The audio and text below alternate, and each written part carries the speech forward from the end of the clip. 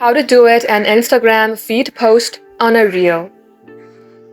Hello and welcome back to our YouTube channel, and let us get started. Launch your Instagram application from your device and get logged into your Instagram account. Then tap on the search bar icon and then search for any video that you would like to do it with. Once you find it, tap on the three-dot icon, then tap on Remix. Now as the video plays, you will also see a camera icon on your right-hand side. Tap onto it. Tap on this person icon on your left. Then choose this dual screen.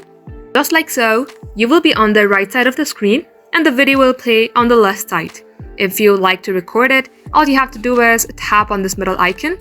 Just like so. This is how you will be able to duet videos and post it onto your reel. That is all for today. Thank you for watching the video till the very end.